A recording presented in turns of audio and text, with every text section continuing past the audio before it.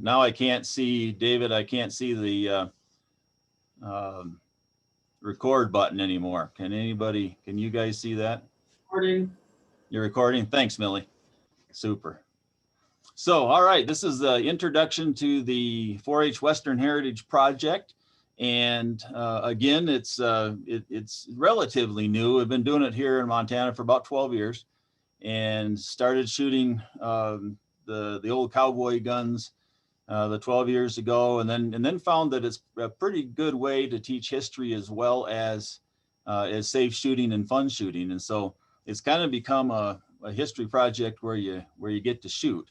And I'll explain that as we go through. And it's been a lot of fun to develop, and it's just gotten better and better as other states have joined in.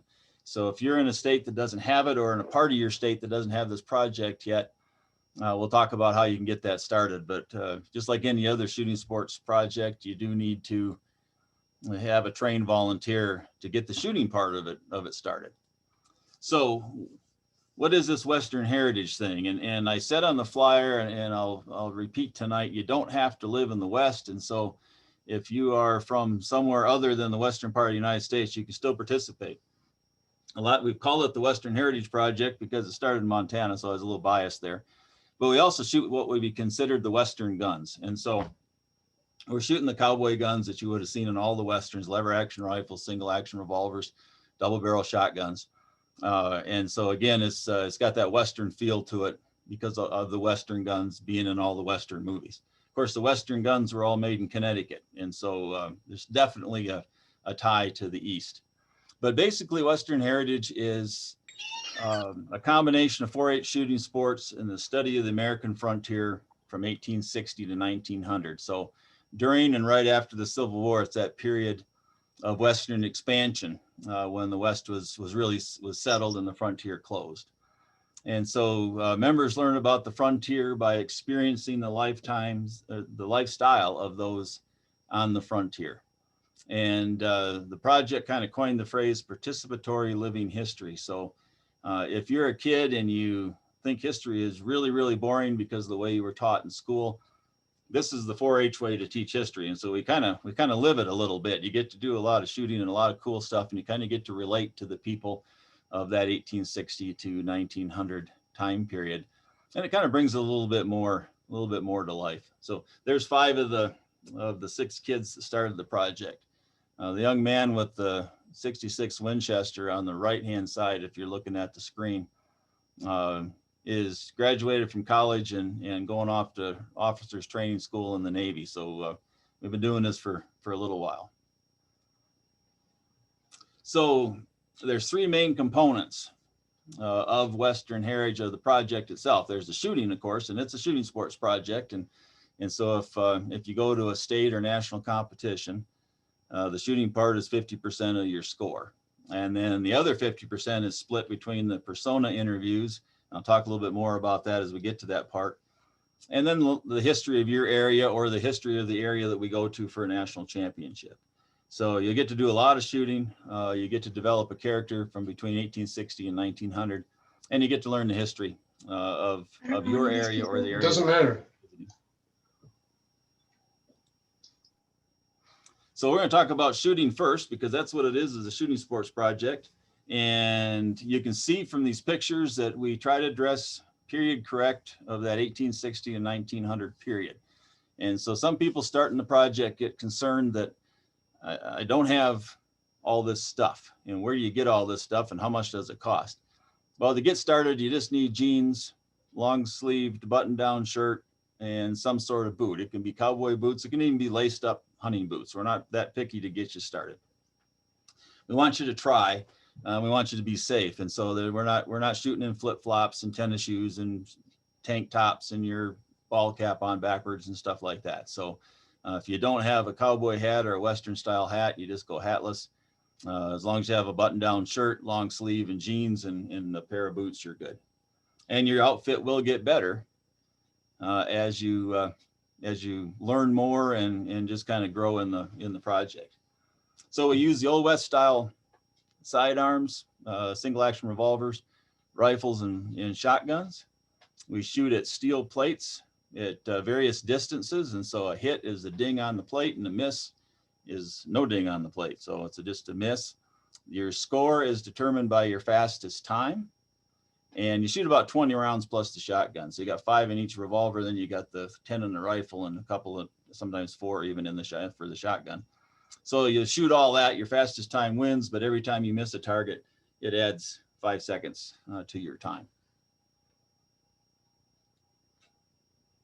So there's 4 age divisions. And our juniors, and it kind of depends on your state program. In Montana, if you're 9 on October 1st, turning 10 in the 4-H year, you can start. And 9 through 11 would shoot 222 lever action rifles only. So we don't let the littlest kids shoot the pistols. They're too easy to point at your foot or whatever. And so we reserve pistols for a little bit older. And so if you're an intermediate age shooter, 11 to 13, and again, the deadlines are kind of dependent on your state program. Again, in Montana, we count your age on October 1st. Other states it's January 1. There's some states it's December 1. So we'll go with the age in your particular state. But that 11 to 13-year-old category shoots 22s, and you'll shoot the rifle, but then you'll shoot 2 pistols and a 410 shotgun. And so you get to shoot all 3 of the different kinds of firearms, but you're going to shoot small bore only. And if you really like small bore and you get to that high school age group, you can stick with it and you can shoot 22s all the way through the end of the project. And some clubs do that.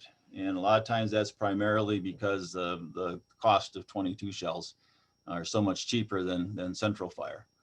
And so what we'd call today is center fire. In the old days, they called it central fire. If you look at an old package of ammunition, it said central fire in the 1800s. So that's what we call the category. So if you're shooting central fire, your high school, you can shoot mostly it's 38s and 45 Colt. And so you'll shoot the bigger cartridges. You're in a different division because we'll have some knockover targets, and the 22s don't always knock them over. And then most of the time, those kids in that age group will shoot a 12 gauge shotgun. So 4 divisions, a lot of opportunity for you there. You get to gain skill and gain access to some really cool firearms to shoot as you get experience, you get safe, and you get older. So here is the 2 rifle category. This would be the junior category. And I'm going to try to play this, and hopefully you'll be able to hear it through the computer.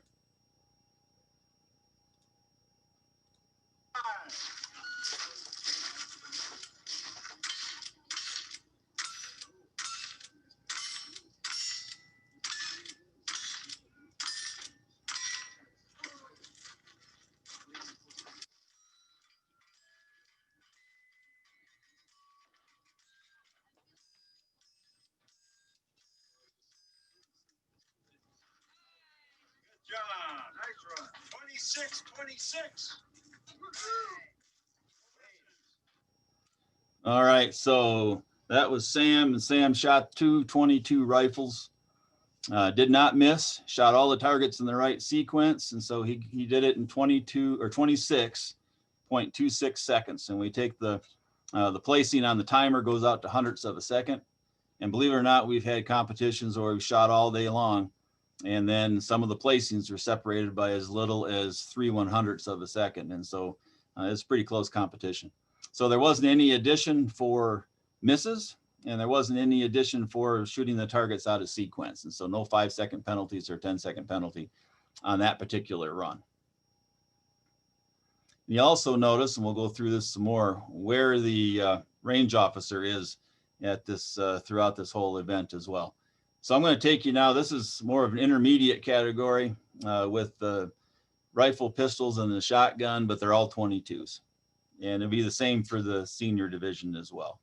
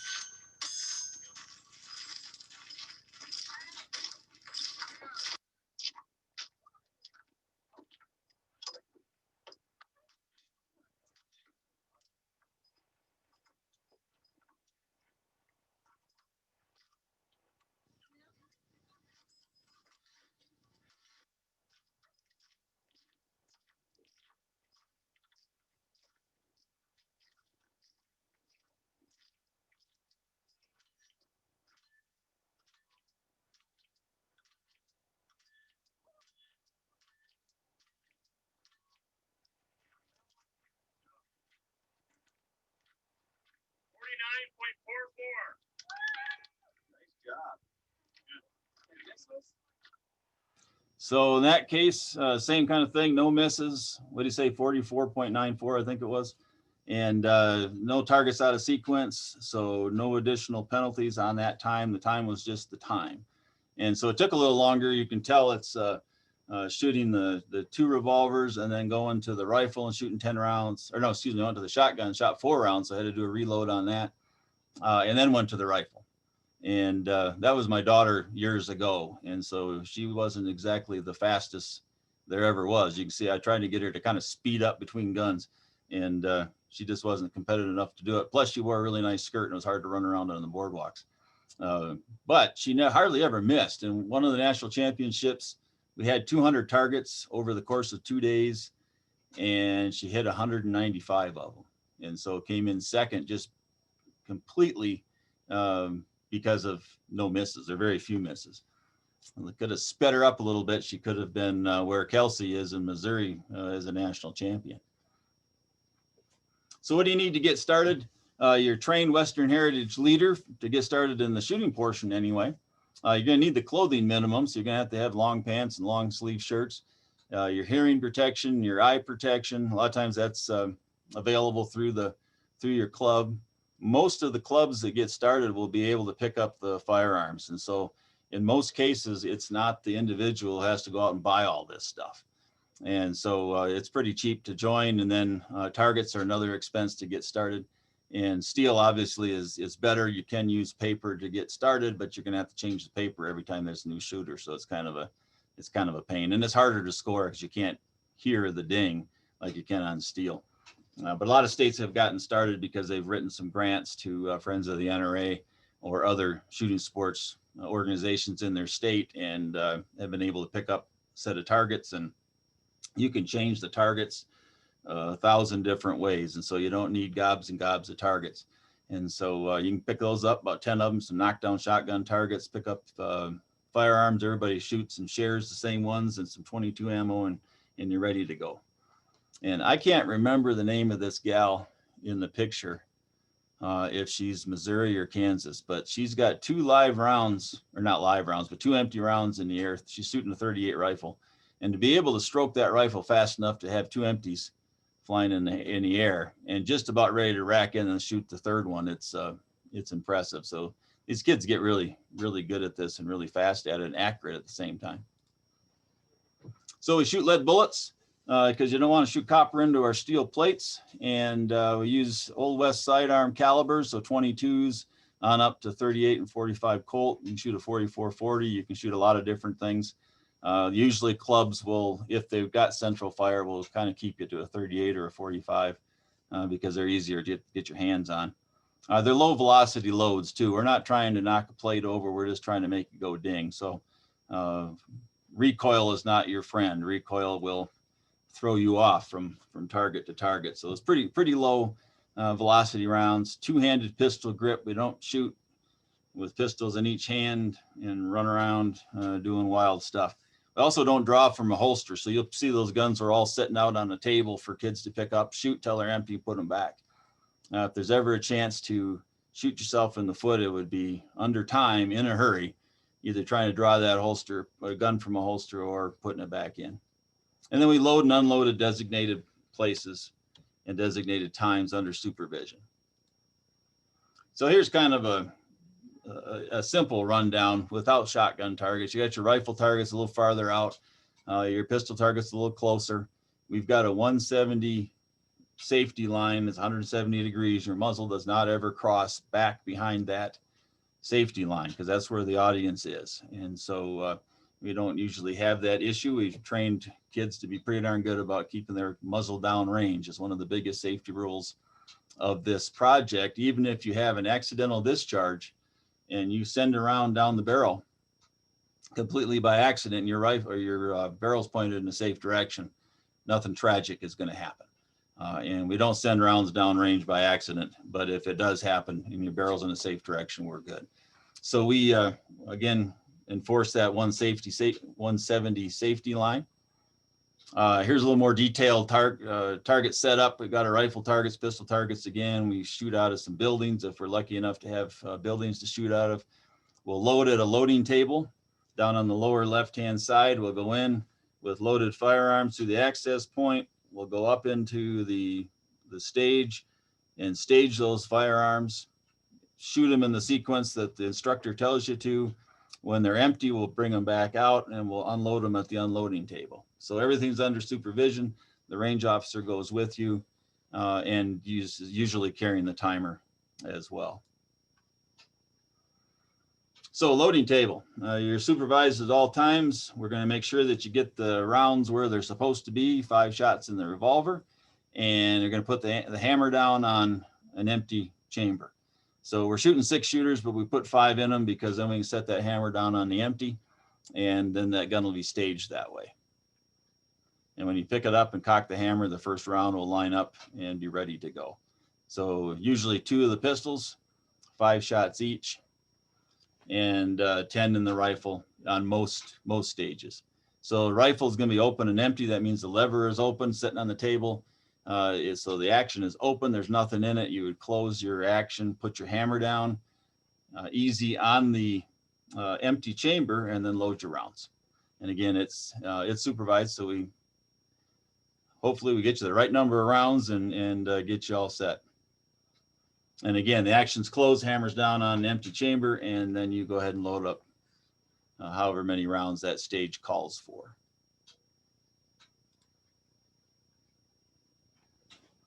So we've got our range officer, and you can see the hand right there behind Nicole. And so as she's shooting, if she has a question, if she has a malfunction, if she just gets excited and wants to turn around and say, hey, did you see what I did? We got a range officer right there to make sure that gun doesn't come around. And that's the same with pistol, rifle, and shotgun. And then the other hand, you'd be holding this timer. And so that you have that two-handed grip on that pistol, and it avoids slipping. You hang onto it with one hand and you cock with your offhand. And when the gun is empty, you set it back down and move on to the next firearm. So again, nothing's drawn out of a holster. All the guns are staged. You do not change position as the shooter with any kind of a firearm in your hand, empty or full or either way. You shoot it till it's empty, you set it back down, you go empty-handed to the next gun, and you pick that up and you shoot it till it's empty and you set it back down open and empty.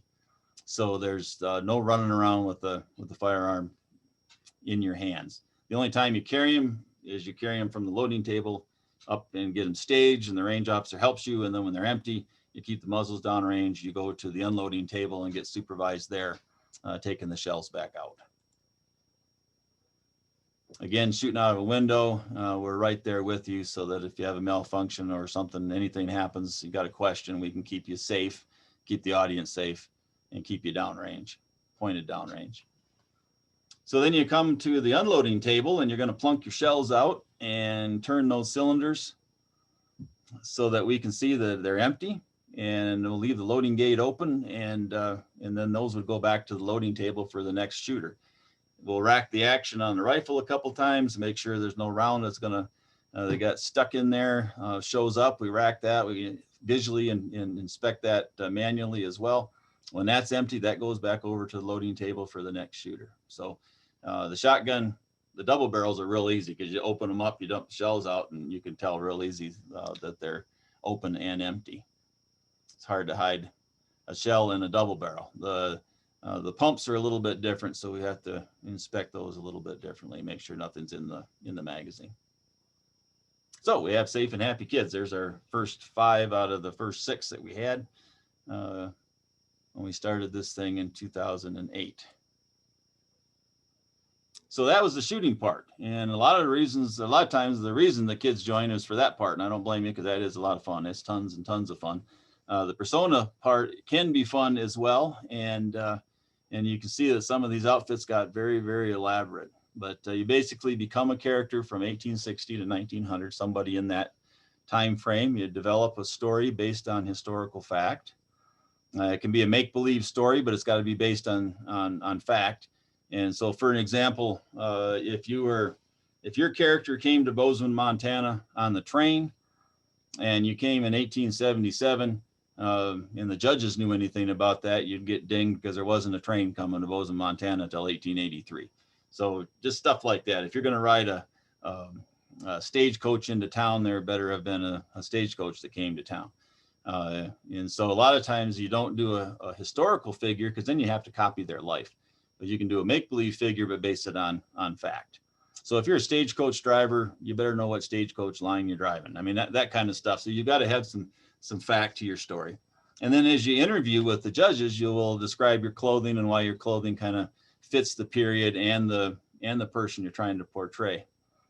And you don't have to shoot while you're wearing your persona outfit, because you can see these two young ladies are very decked out, and it becomes hot and it becomes difficult to move around, particularly for the girls when they're all decked out like this. And so you can dress much more simply when you're competing and shooting, and then really get gussied up when you're going in for your interview.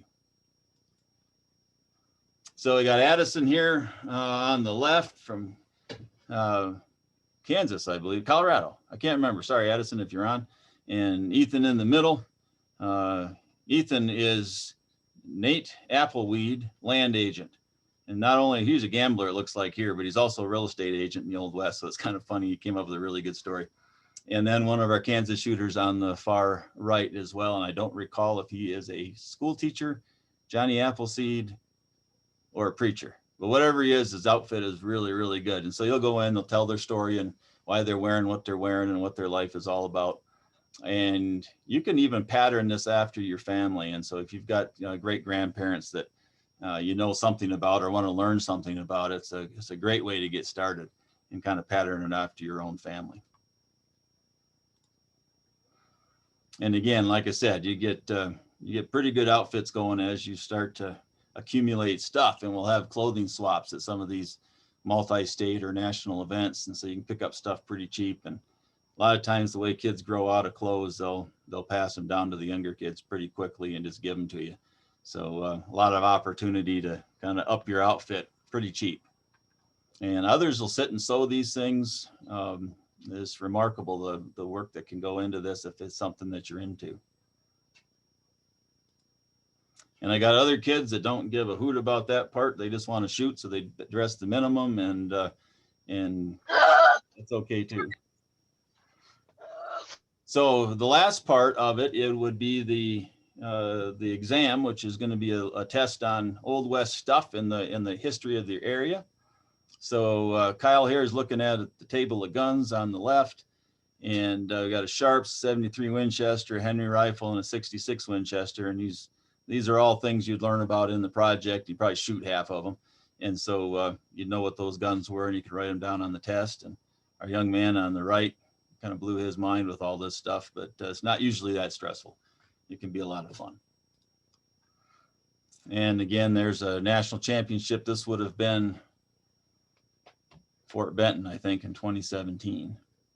And so we had five or six states present at that. So again, there is a written test to the usually to your state, and then again to the national contest. The fun thing about the national shoot is that so far we haven't had to have a qualifier. And so if you guys are in shooting sports around the country and you're listening to this, and if you go on maybe in shotgun or air rifle or whatever to Grand Island, you would have had to qualify. You're the top 4 in the state. Only top 4 in the state can go to the nationals. In this case, anybody who wants to go can go.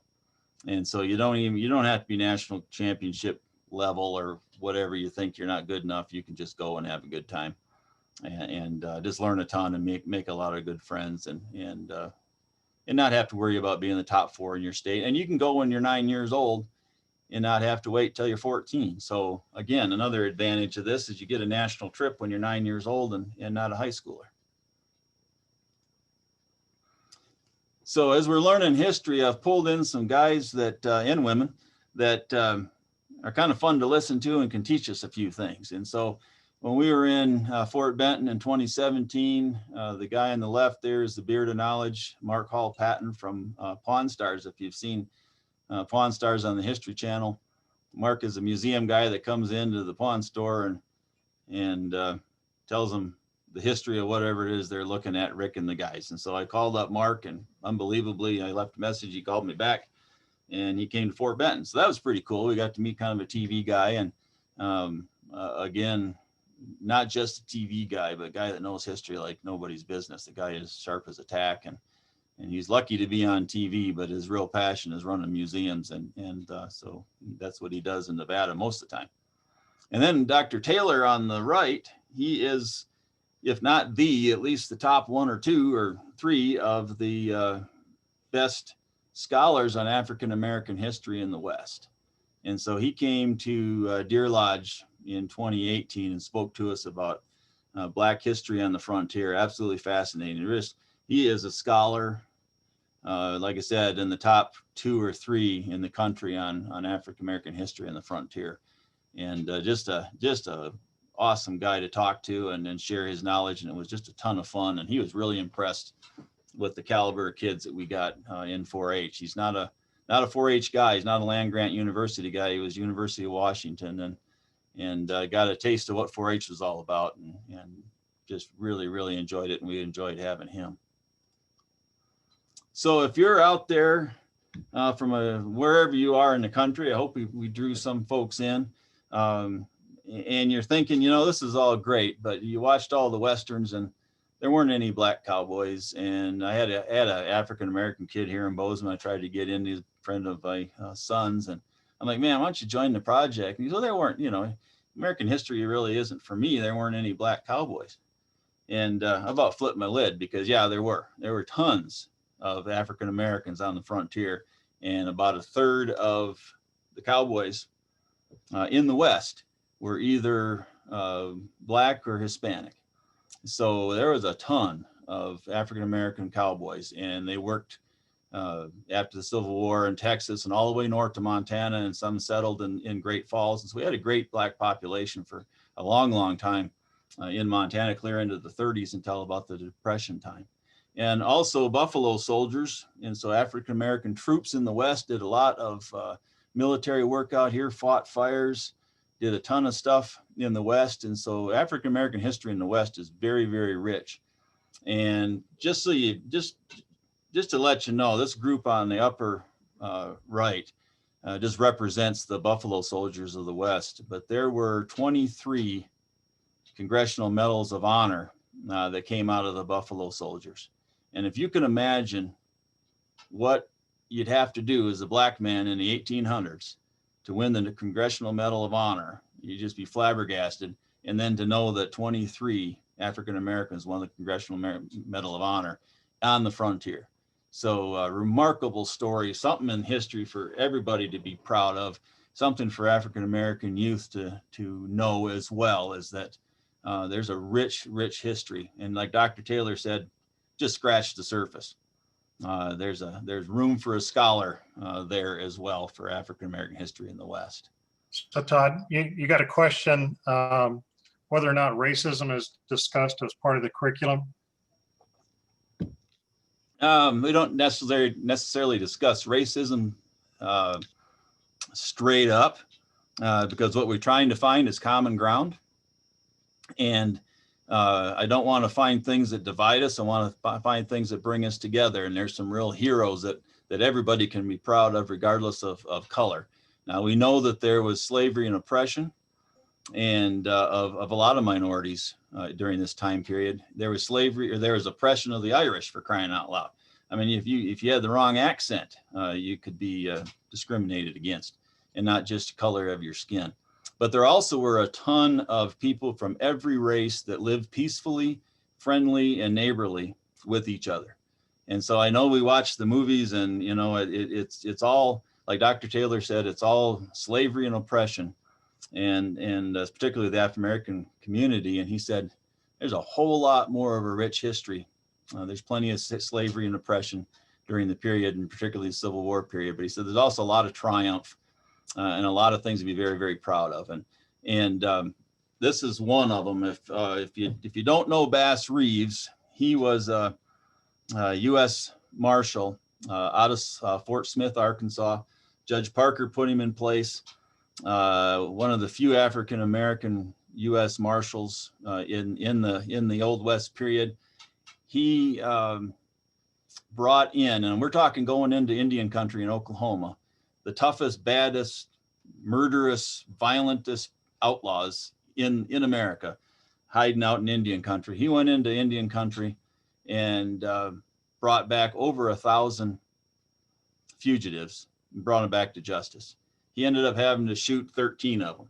And you're like, geez, he had to kill 13 people. But if you think of the 1,000 or 1,100 that this man brought in, he had such a reputation that when Bass Reeves showed up to arrest you, you just gave up and you went back to Fort Smith. Such a famous and respected lawman that the Lone Ranger is based off of Bass Reeves in his career as a U.S. Marshal. And if you want to talk about racism and things, of course, Hollywood made him white and put him on the big screen as a Caucasian, when actually the guy that they based the Lone Ranger on was Bass Reeves, one of the few U.S. Marshals that's African American. And if you get a chance to watch a documentary, there's The Real West with Bill O'Reilly put out a series on the Real West. And one of the 10 episodes is Bass Reeves. It's absolutely amazing. So if you get a chance, look it up on YouTube. I think you can watch the whole thing on YouTube now. Look it up on YouTube. Fantastic story.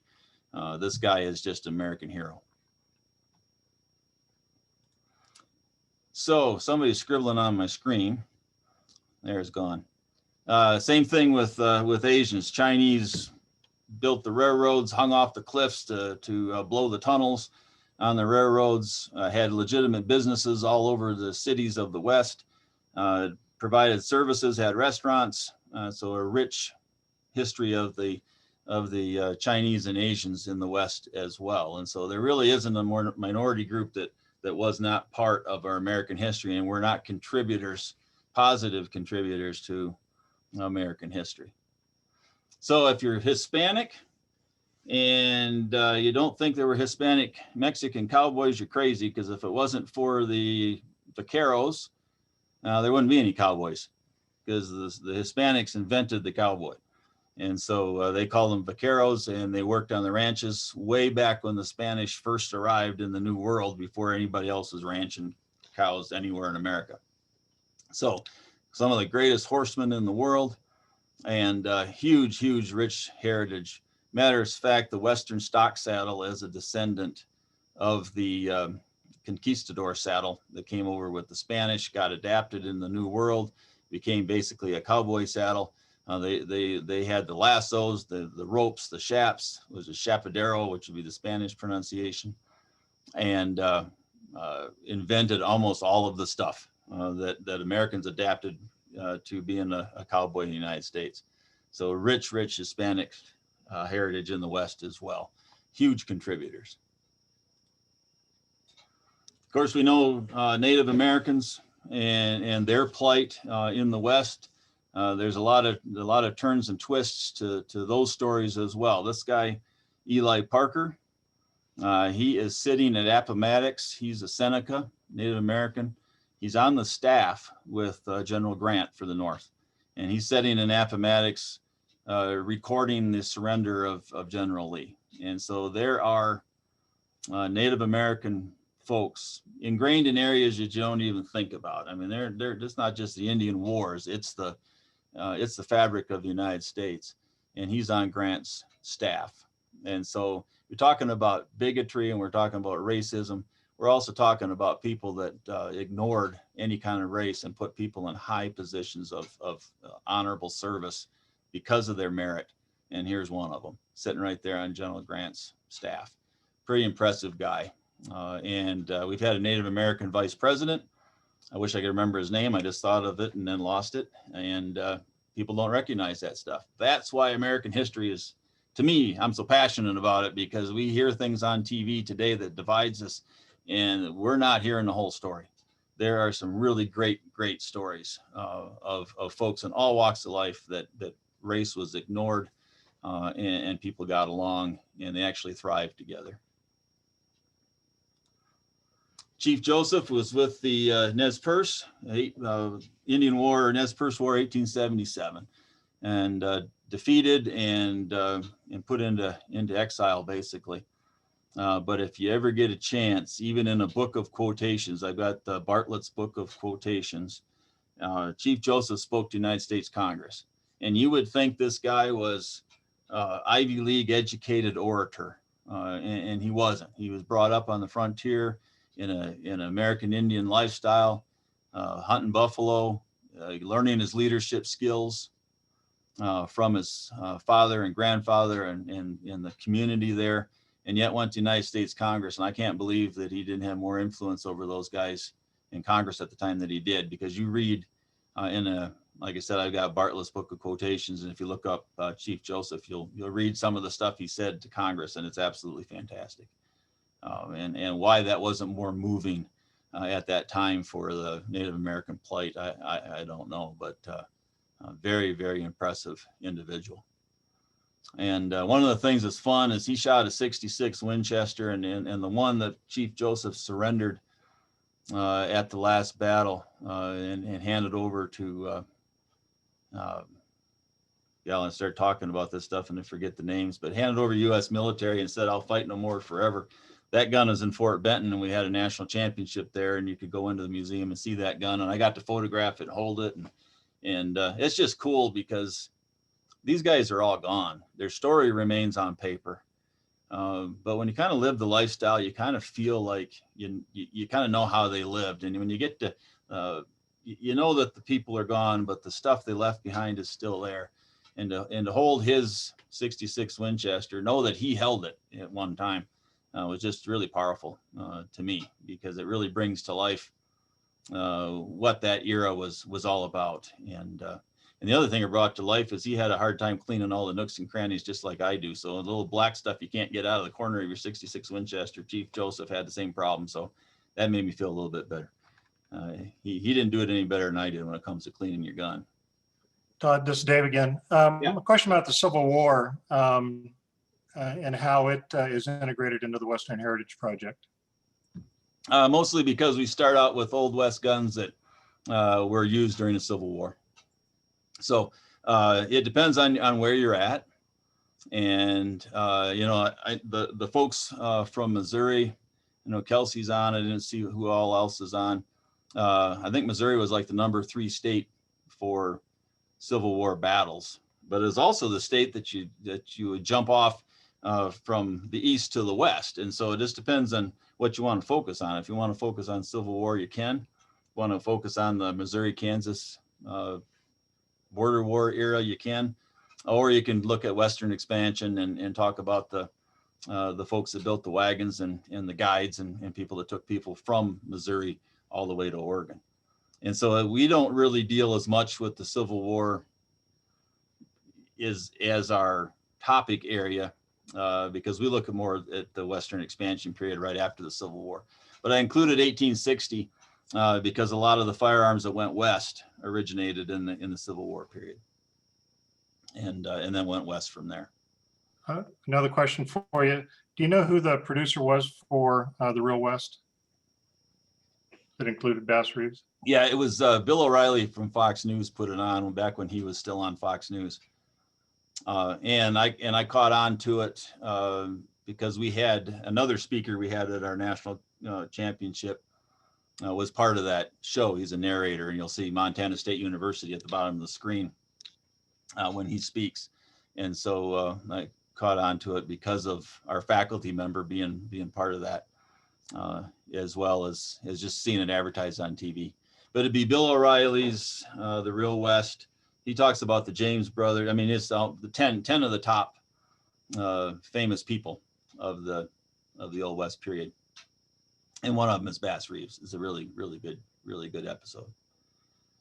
This is our effectively our national championship in 2019, or excuse me, 2009.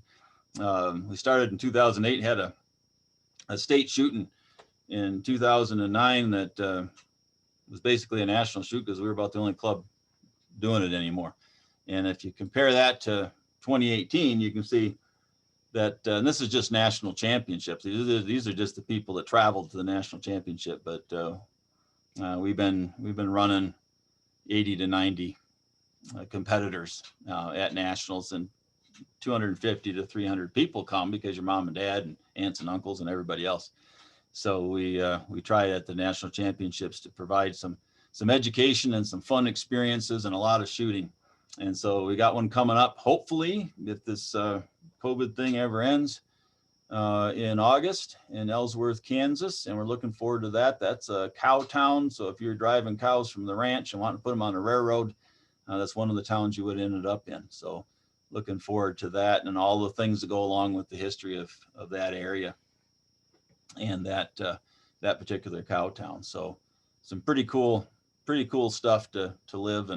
And our very first national championship that we invited other states to anyway was in Virginia City, Montana, which is kind of half ghost town, half tourist trap. And so you could walk around the boardwalk and it's all old West town. And we had a lot of tourists asking us questions, thinking that we were the living history interpreters there in Virginia City and Nevada City and Montana.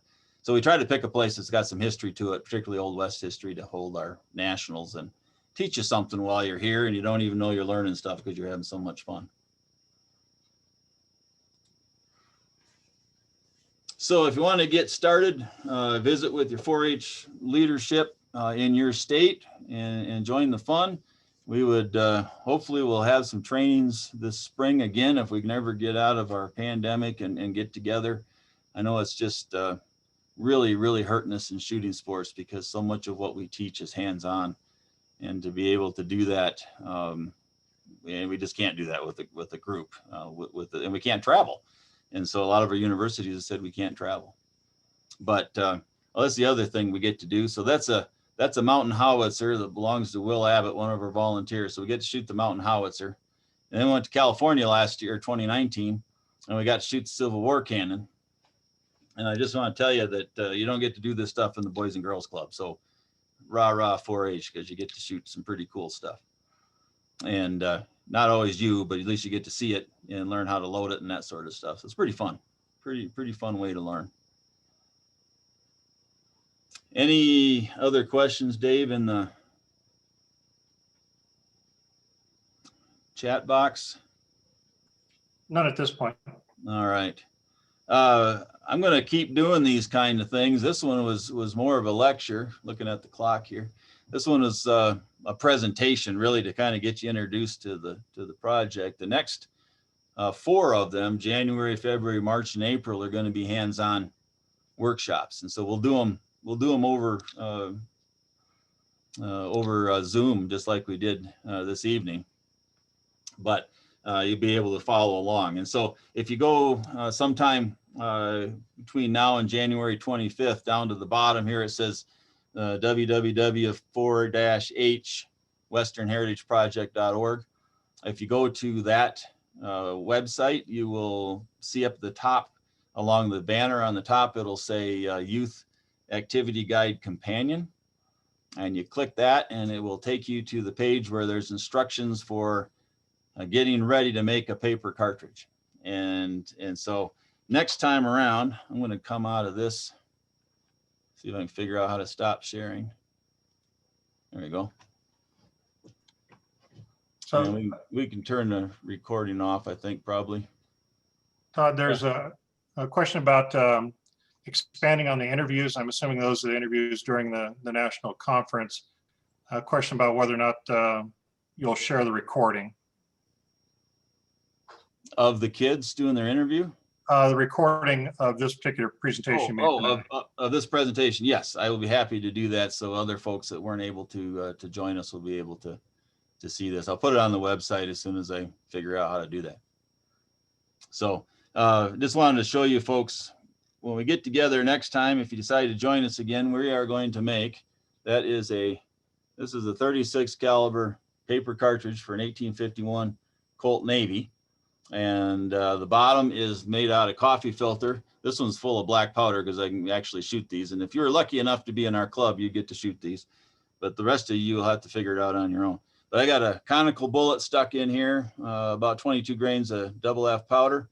And the bullet is glued to this paper cartridge.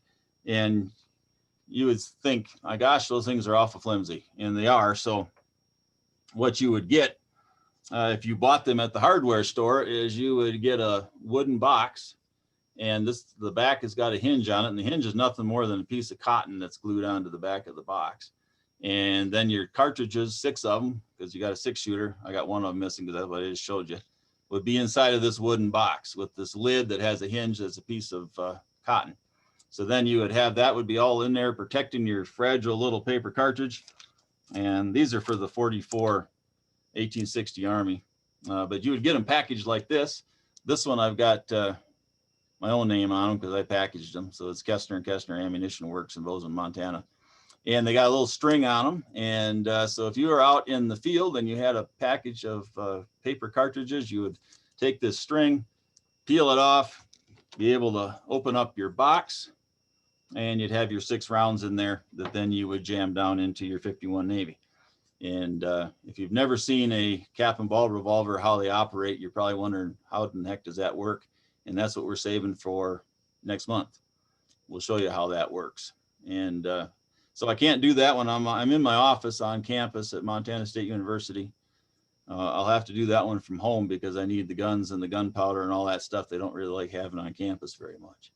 So Todd, it sounds like I know you have at least one out there. Can you mention those dates again so people can get it on their calendar?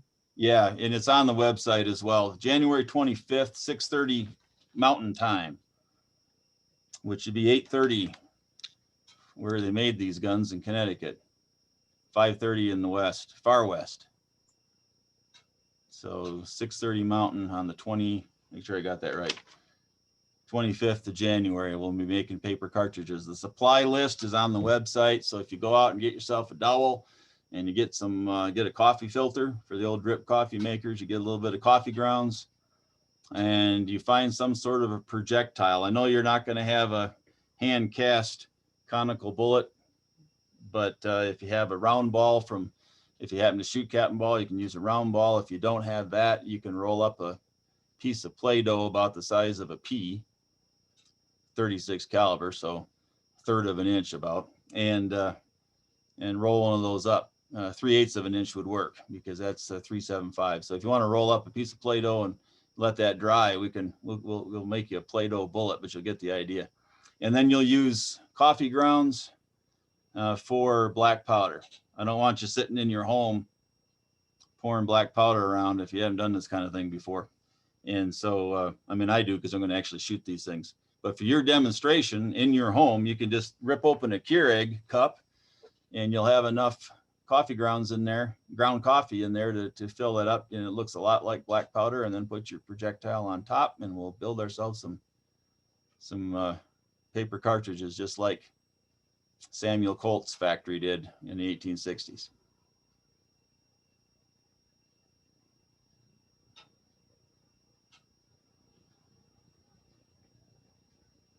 So, and you guys in Gallatin County, we're hoping we'll be back out on the range when we get to April, and maybe we'll be able to shoot. One nice thing about some of the shooting sports is you don't have to stand so close together. So last year I wore a mask and we got to shoot last summer because I'm the one that was always hanging over the shoulder of the kid. So I made sure I had a mask on. And unlike some of it when you're all jammed up on the air rifle line or you're all jammed up on the archery line, and we don't have to do that. So we can spread out a little bit. Yeah. Todd, a shameless plug for Doc Joseph D. Grabby's Boar Butter coming up in March. Absolutely. We will learn about bullet lubricant when we make paper cartridges next month. And then Dr. Grabby, who I'll let him tell that story in March. Over exuberant, too embarrassing.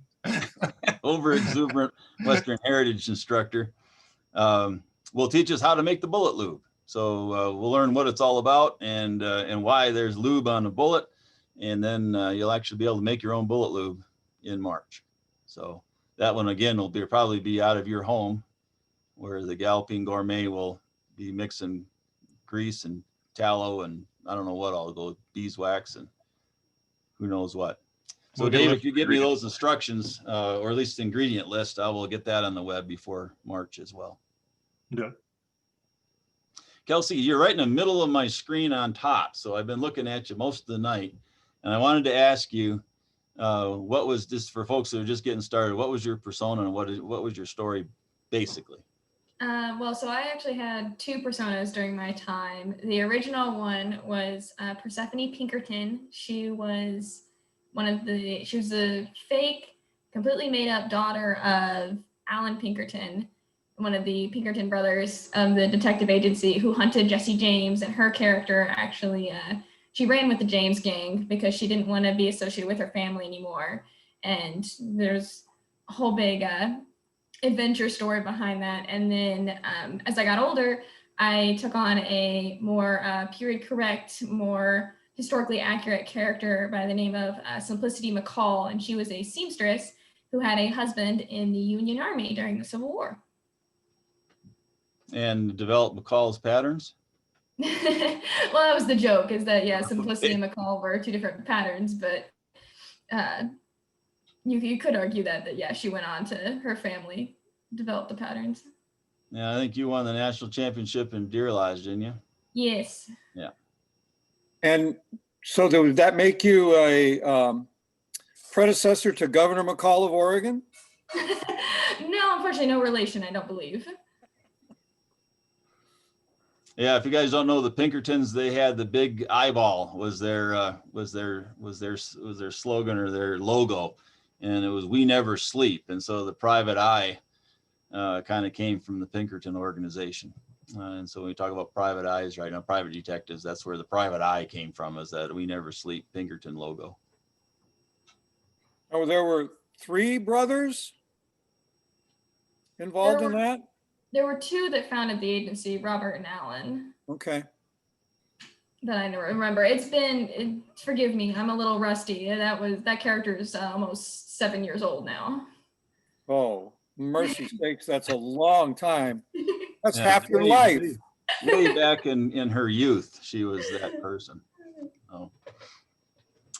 All right, well, you guys, I can let you go. I sure appreciate you tuning in this evening. And Millie and Sam, thanks for your help. And David, thanks for your help. And we'll do it again on January 25th. If you know anybody who did not join tonight or couldn't join tonight, I will get the link out, but they can also, you're more than welcome to join on the 25th, even if you know somebody that was not here tonight. So they can come in if they're available and get the ingredients, I guess, the supply list off the website, and they can just sit and watch if they want. So invite your friends, and we'll make paper cartridges in January. And you guys have a very Merry Christmas, and stay healthy and safe, and we'll see you guys in a month. All right. Thanks again, David. Thanks, Millie. Todd, Yes, sir. my name is E.T. Walker, and I'm out of Idaho. And, you know, we don't have the heritage yet. And so I was kind of sitting in, and I'm going to get with Mr. Wilson, who is our state man out of Coeur d'Alene. Yep. And Dr. Wilson, and I just want to see how I go about this. Do I just get a hold of our state representative about this and then get all the information from you, or just get it straight from you? No. Jim's on the national committee. Okay. National Shooting Sports Committee, so he knows all about it, and he actually went through the training when we did one, and we did a national training in Raton, New Mexico. Okay. So Jim is he's well versed. Okay. Yeah. Because, you know, he gave out the information about all this tonight, and, you know, about a week ago. And I looked at it, and it's very interesting. I mean, the kids are looking for things to do besides just sitting there and shooting clay pigeons and paper. Yeah. So they want something. Yeah. They want something challenging. So Yeah. well, anyway, I enjoyed your presentation tonight, and thank you very much for having us with you. No, absolutely. Just talk to, like I said, Jim has been through the whole 4-day training, so he's very well versed and would probably be excited to have some help. Okay. Well, I thank you very much, and All right, I'll you get bet. back with you. Bye-bye. Thank you.